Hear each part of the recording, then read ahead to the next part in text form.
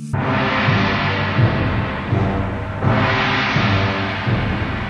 think we both favor Jason and the Argonauts as our favorite picture. I think it was the best picture we did.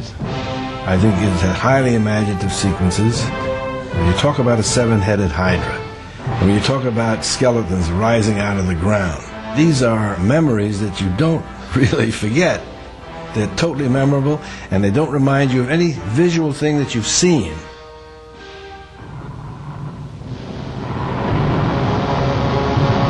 This monstrous figure was only the beginning of the film's wonders.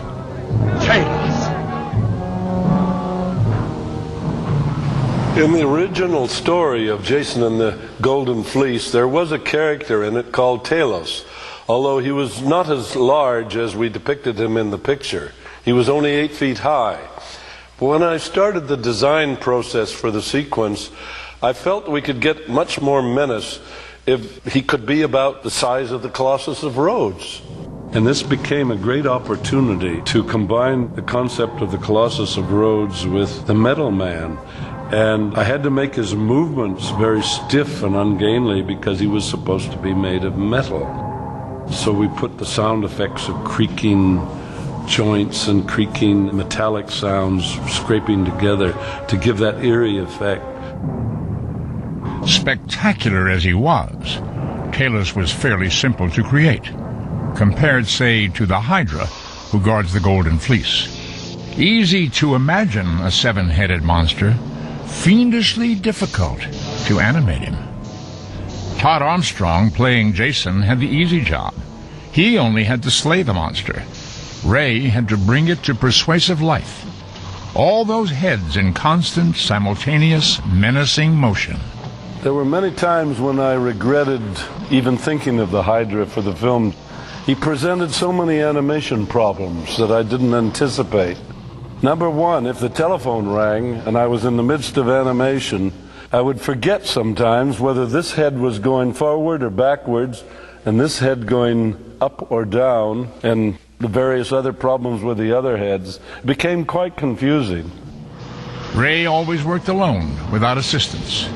Since there's more to seamless animation than perfect movement, he would often stay overnight in his studio to make sure the temperature of his lights remained constant. If it varied, the colors in his work wouldn't match that of the live-action footage. Ray's masterpiece and most famous sequence, the mass rising of the dead in Jason. In its complexity, it had no precedence in his work or anyone else's. Those who steal the Golden Fleece must die. Skeletons are really my best friends, so 7 of them was quite a challenge, and I hesitated developing that idea because what I put on paper has to be put on the screen. That's one of the sales gimmicks, so I try not to draw anything I can't possibly do.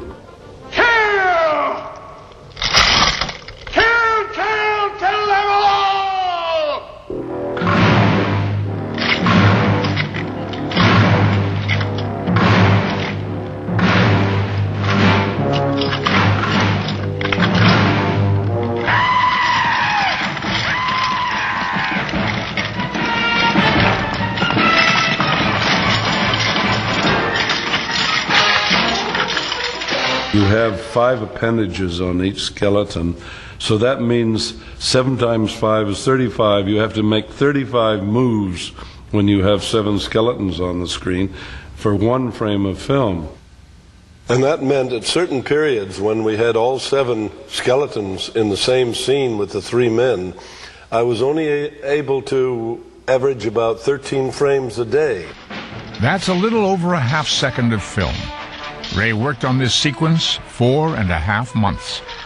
Before that, its live-action elements required meticulous planning. This still shows stuntmen helping the actors rehearse. When the players had their movements perfectly memorized, the stuntmen stepped out of the picture, and the actors shadow-boxed opponents they would not